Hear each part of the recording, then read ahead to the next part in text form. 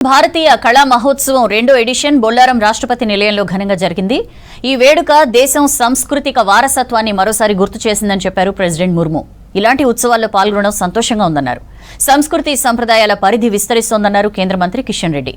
భిన్నత్వంలో ఏకత్వం భారత్ ఆత్మ అని చెప్పారు సీతక్క.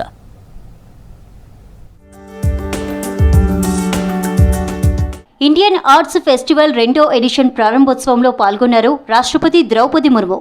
హైదరాబాద్ బొల్లారంలో ఈ కార్యక్రమం జరిగింది.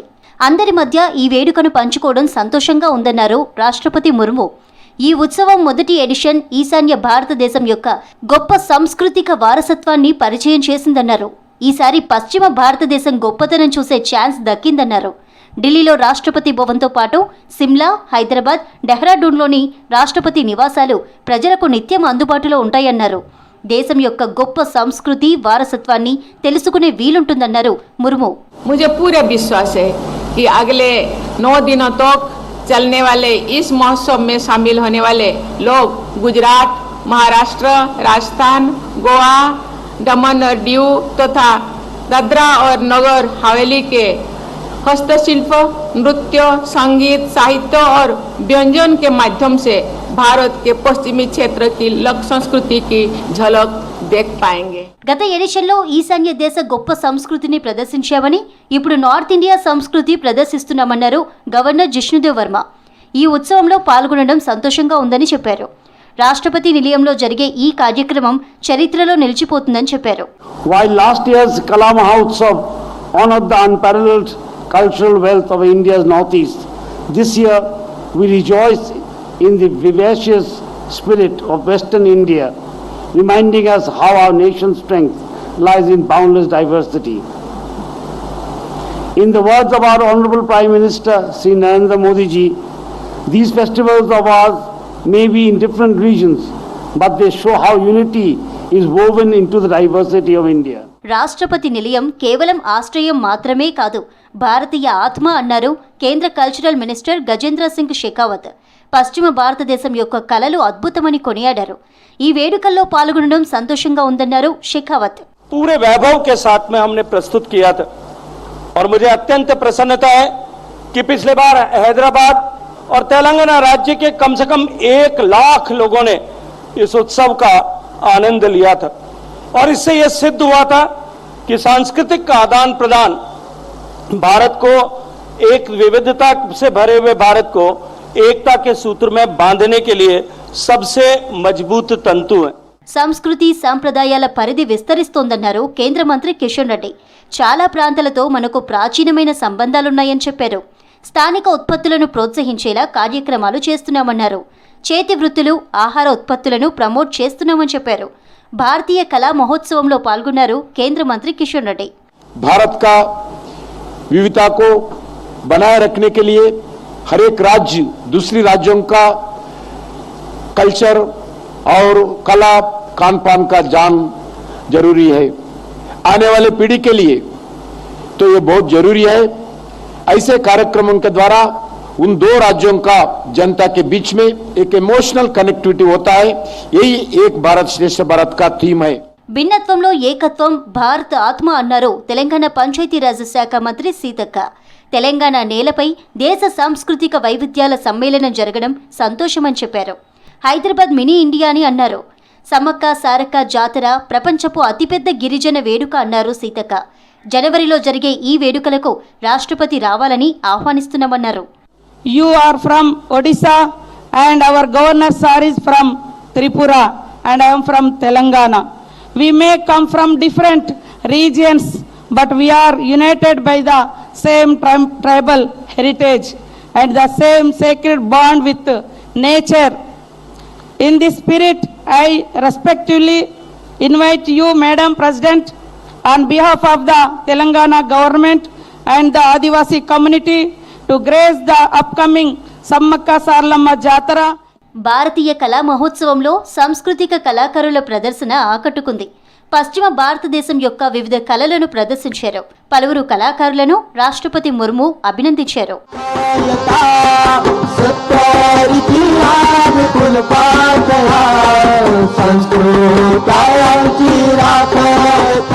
అంతకుముందు తిరుమల శ్రీవారిని దర్శించుకున్న ముర్ము వేద పండితుల ఆశీర్వచనాలు స్వీకరించారు.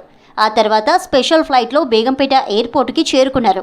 ముర్ముకు సీఎం రేవంత్ రెడ్డితో పాటు ఇతర ప్రముఖులు ఘనస్వాగతం పలికారు. రేపు ఉదయం పుట్టపర్తి వెళ్లనున్న రాష్ట్రపతి సత్యసాయి శత జయంతి ఉత్సవాల్లో పాల్గొనున్నారు.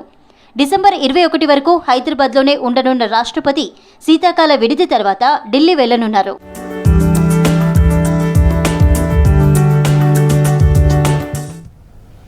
పెట్టుబడులకు రాష్ట్రంలో చాలా అవకాశాలున్నాయన్నారు మంత్రులు. ORR, RRRతో జిల్లాలకు కనెక్టివిటీ పెరగనుందని చెప్పారు.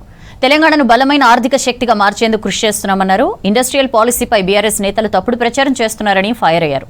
రైతులు, మహిళలు, చేనేత కార్మికులకు తమ ప్రభుత్వం అండగా ఉంటుందన్నారు మంత్రులు.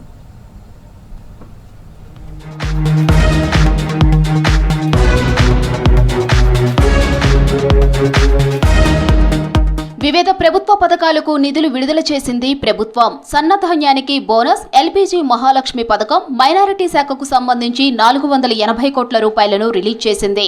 సన్నధాన్యం బోనస్ కు 200 కోట్లు, ఎల్పీజీ మహాలక్ష్మి కోసం 60 కోట్లు విడుదలయ్యాయి. మైనారిటీ శాఖకు 220 కోట్లు రిలీజ్ చేసింది సర్కార్.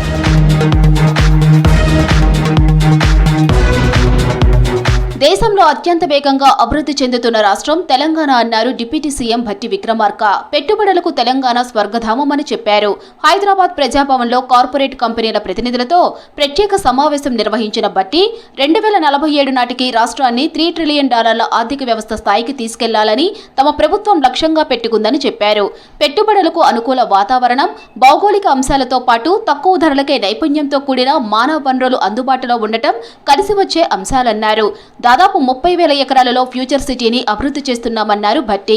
స్కిల్ యూనివర్సిటీ, అంతర్జాతీయ క్రీడా మైదానాలు, ఐటీ, ఏఐ కేంద్రాల వంటి అన్ని మౌలిక సదుపాయాలు ప్రభుత్వం ఏర్పాటు చేస్తోందన్నారు. ఫ్యూచర్ సిటీ నుంచి అమరావతి మీదుగా బందర్ పోర్టు వరకు గ్రీన్ఫీల్డ్ హైవేకు అన్ని అనుమతులు లభించాయని చెప్పారు.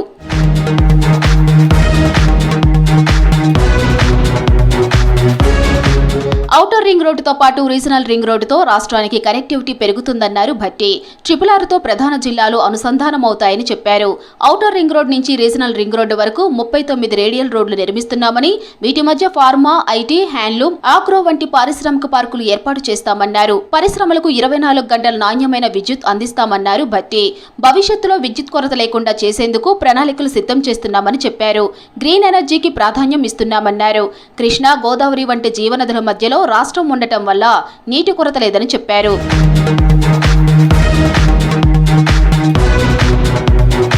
రాష్ట్రంలో వర్సిటీల అభివృద్ధికి ప్రభుత్వం ప్రాధాన్యం ఇస్తోందన్నారు డిప్యూటీ సీఎం భట్టి విక్రమార్క. ఎంతో మంది నిపుణులను అందించిన జేఎన్టీయూ వర్సిటీ రాష్ట్రానికి గర్వకారణమన్నారు. జేఎన్టీయూ వజ్రోత్సవాలకు హాజరైన భట్టి తెలంగాణను బలమైన ఆర్థిక శక్తిగా మార్చేందుకు కృషి చేస్తున్నామన్నారు. Nehru dreamed that technical universities would become the engines of the nation. Today, looking at JNTU extraordinary journey from Nagarjuna Sagar Engineering College way back in 1965 to India's first technological university in 1972. To the 100-acre Kukatpalli campus, we know that the dream has not only been fulfilled but exceeded. That's what we all feel. Industrial పాలసీపై కాంగ్రెస్ ప్రభుత్వం గురించి కేటీఆర్ అవాస్తవాలు చెప్పారన్నారు మంత్రి Sridhar Babu. Lease భూములను freehold చేయాలని గత BRS ప్రభుత్వమే జీవోలు ఇచ్చిందన్నారు. ఫ్రీ హోల్డ్కు లీజు భూములకు సంబంధం లేకుండా కేటీఆర్ వ్యాఖ్యలు చేశారని ఫైర్ అయ్యారు శ్రీధర్ బాబు. ఏడాదిన్నరలో చేనేత రంగానికి 1000 కోట్లు ఇచ్చామన్నారు మంత్రి తుమ్మల నాగేశ్వరరావు. హైదరాబాద్ నాంపల్లి చేనేత భవన్లో IIHT ప్రయోగశాలను ప్రారంభించారు. ప్రపంచంతో పోటీ పడేలా కొండా లక్ష్మణ్ బాపూజీ కీర్తి ప్రతిష్టలు పెరిగేలా IIHT నిర్మిస్తామన్నారు తుమ్మల. మొదలుపెట్టి అర్థంతరంగా ఆగిపోయినటువంటి పథకాలన్నింటినీ కేవలం వాడి యొక్క రాజకీయ అవసరాల కోసం కొన్ని పథకాలు పెట్టి వాటిని కొనసాగించకుండా వదిలేసినటువంటి పథకాలన్నింటినీ కూడా మనం ప్రారంభించాల్సి వచ్చింది. 4వ ఈఎంఆర్ఎస్ నేషనల్ స్పోర్ట్స్ మీట్ 2025లో ఓవరాల్ ఛాంపియన్షిప్ సాధించిన తెలంగాణ విద్యార్థులను అభినందించారు ముఖ్యమంత్రి రేవంత్ రెడ్డి. ఈ నెల 15న ఒడిశాలో జరిగిన 4వ ఈఎంఆర్ఎస్ నేషనల్ స్పోర్ట్స్లో athletics, archery, swimming, gymnastics, boxing, judo, wrestling, weight lifting, taekwondo, yoga, shooting, chess ఇతర ఈవెంట్లలో అన్ని రాష్ట్రాల కంటే అత్యధికంగా 230 పతకాలు వచ్చాయని అధికారులు సీఎంకు వివరించారు. ఈ కార్యక్రమంలో మంత్రి అడ్లూరి లక్ష్మణ్, ఉన్నతాధికారులు పాల్గొన్నారు. వికసిత్ భారత్ తమ లక్ష్యమన్నారు బీజేపీ నేతలు. స్వదేశీ పరిజ్ఞానంతోనే పాకిస్తాన్పై యుద్ధం గెలిచామన్నారు. నేడు దేశం ఐక్యంగా ఉందంటే ఆనాటి సర్దార్ వల్లభాయ్ పటేల్ తెగువే కారణమన్నారు. ప్రతి ఒక్కరూ దేశ అభ్యున్నతి కోసం కృషి చేయాలని పిలుపునిచ్చారు బీజేపీ నేతలు.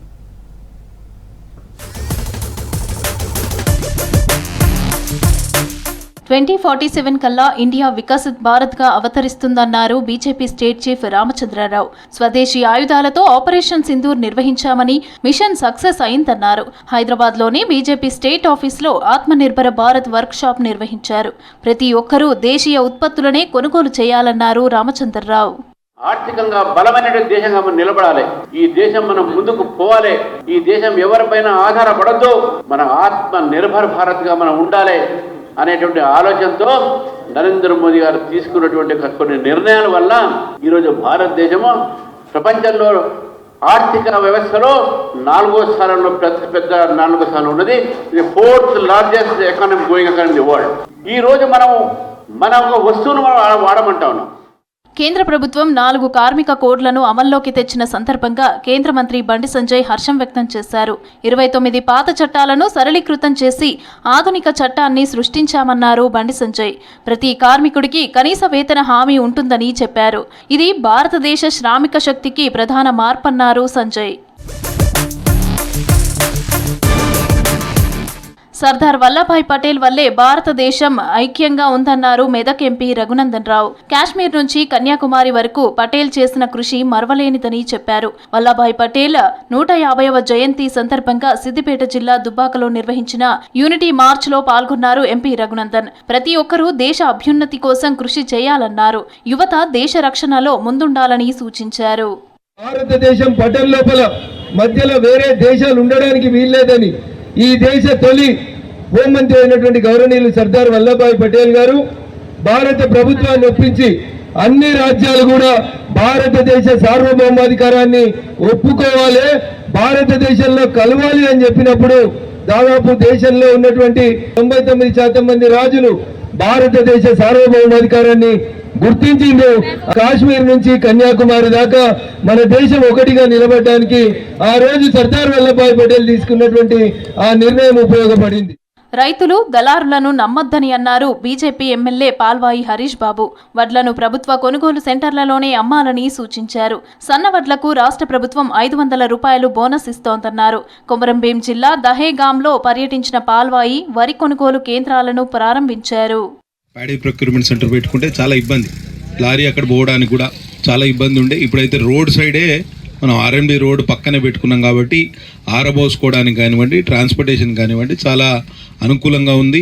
ఎక్కువ ప్యాడీ ఈ మండలం నుంచే వస్తుంది కాబట్టి ఇక్కడనే మొదట పీపీసీ మనం ఇక్కడ ఇనాగరేట్ చేసుకుంటున్నాం. 2389 రూపాయలు గ్రేడ్ ఏ రకం, 2369 గ్రేడ్ బి రకం కన్నా ఎక్కువ లేకుండా చూసుకోవాల్సిన బాధ్యత రైతు సోదరులదే. వాల్మీకి మోతార్ సమాజానికి చెందిన నేతలు బీజేపీలో చేరారు. స్టేట్ ఆఫీసులో అధ్యక్షుడు రామచంద్రరావు కండువా కప్పి ఆహ్వానించారు. వాల్మీకి సమాజం షెడ్యూల్ కులాల్లో అత్యంత ఆచారవంతమైన, కఠినంగా హిందూ సాంప్రదాయాలను పాటించే సమాజమని అన్నారు రామచంద్రరావు. వాల్మీకి సమాజ అభివృద్ధికి కృషి చేస్తామని చెప్పారు. కర్ణాటకలో డీకే వర్సెస్ సిద్ధరామయ్య అన్నట్లు తయారయ్యాయి కాంగ్రెస్ రాజకీయాలు. సీఎం మార్పుపై ప్రచారం జరుగుతుండటంతో 2 వర్గాల నేతలు ఏఐసీసీ పెద్దలతో వరుస భేటీలు నిర్వహిస్తున్నారు. మరోవైపు ముఖ్యమంత్రి మార్పుపై అధిష్టానానిదే తుది నిర్ణయమన్నారు డీకే శివకుమార్.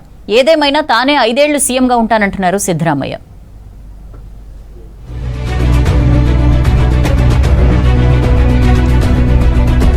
కర్ణాటక కర్ణాటకలో అధికార కాంగ్రెస్ పార్టీ పాలిటిక్స్ హీటెక్కాయి. సీఎం మార్పుపై పెద్ద ఎత్తున చర్చలు జరుగుతున్నట్లు ప్రచారం జరుగుతోంది.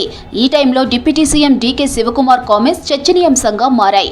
ఏఐసీసీ పెద్దలను కలిసేందుకు పార్టీలోని ప్రతి ఒక్కరికి అవకాశం ఉందన్నారు డీకే. ఎవరిని ఎవరూ ఆపలేరని, పార్టీలోని ప్రతి ఒక్కరికి స్వేచ్ఛ ఉందని చెప్పారు. సీఎంతో పాటు మంత్రులు, ఎమ్మెల్యేలు ఢిల్లీ వెళ్తున్నారని చెప్పారు DK Shivakumar. I have not taken anyone. Some of them went and met Kharge Sahab. Along with Chief Minister also they went in the plane, some of them. What is wrong? They are going, it is there like whether no one has called them, but voluntarily they are going and showing their faces. They wanted to show their presence that they are in the forefront and they can do work and they want responsibility. కర్ణాటకలోని party నేతలంతా పదే పదే ఢిల్లీ వెళ్లడంపై స్పందించారు deputy CM DK Shivakumar. 140 మంది ఎమ్మెల్యేలు తన సభ్యులేనని, గ్రూపులు కట్టడం తన రక్తంలోనే లేదన్నారు. కేబినెట్ పునర్వ్యవస్థీకరణ చేపట్టాలని సీఎం నిర్ణయించారని చెప్పారు. దీంతో మంత్రి పదవి కోసం ప్రతి ఒక్కరూ ఏఐసీసీ నేతలను కలుస్తున్నట్లు చెప్పారు. అధిష్టానం దగ్గరకు వెళ్లొద్దని ఎవరినీ ఆపలేమన్నారు. 5 ఏళ్లు సీఎంగా కొనసాగుతానన్న సిద్ధరామయ్యకు తమ మద్దతు ఉంటుందన్నారు DK Shivakumar. All 140 members are eligible to become minister, chief minister, everything they can become. Honorable Chief Minister is there. He said that he will come to complete 5 years. I wish him all the best. We will all work with him. They wanted to make a new PCC president, 4-5 deputy CMs. All meetings are going on last 2.5 years. It is nothing new. Let them make more meetings. ఇటీవల మాజీ ప్రధాని ఇందిరాగాంధీ జయంతి వేడుకల్లోనూ hot comments చేశారు DK Shivakumar. Karnataka PCC పదవిలో శాశ్వతంగా ఉండలేనన్నారు. అంతర్గత విభేదాలతో party శ్రేణులు ఆత్మవిశ్వాసం కోల్పోవద్దని సూచించారు. అదే టైంలో సోషల్ మీడియాలో పెట్టిన మరో పోస్ట్ ఇంట్రెస్టింగ్ గా మారింది. ఎక్కడ కృషి ఉంటుందో అక్కడే ఫలితం ఉంటుంది. భక్తి ఎక్కడుంటే భగవంతుడు అక్కడ ఉంటాడని రాసుకొచ్చారు. సీఎంగా సిద్ధరామయ్య 2.5 ఏళ్ల పదవి పూర్తయిన టైంలో డీకే వ్యాఖ్యలు చర్చనీయాంశంగా మారాయి.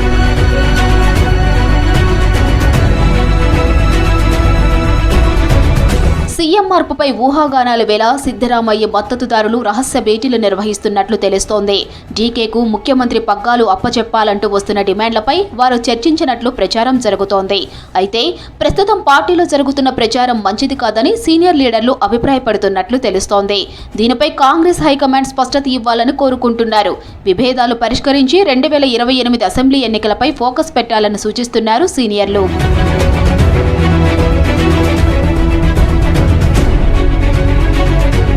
కర్ణాటకలో 2023 అసెంబ్లీ ఎన్నికల్లో కాంగ్రెస్ గ్రాండ్ విక్టరీ సాధించింది. నాటి నుంచి 2.5 ఏళ్ల తరువాత అధికార పంపిణీ ఉంటుందని ప్రచారం జరుగుతోంది. దీనిపై కొన్ని నెలలుగా విస్తృత స్థాయిలో చర్చ నడుస్తున్నా తానే సీఎంగా కొనసాగుతానని పదే పదే చెబుతున్నారు సిద్ధరామయ్య. ఇటీవల బీహార్ ఎన్నికల రిజల్ట్ తరువాత ఏఐసీసీ నేతలను కలిశారు. మంత్రివర్గ విస్తరణకు అవకాశం ఇవ్వాలని కోరినట్లు తెలుస్తోంది. సిద్ధరామయ్య కంటే ముందే కాంగ్రెస్ అధిష్టానాన్ని కలిశారు డీకే.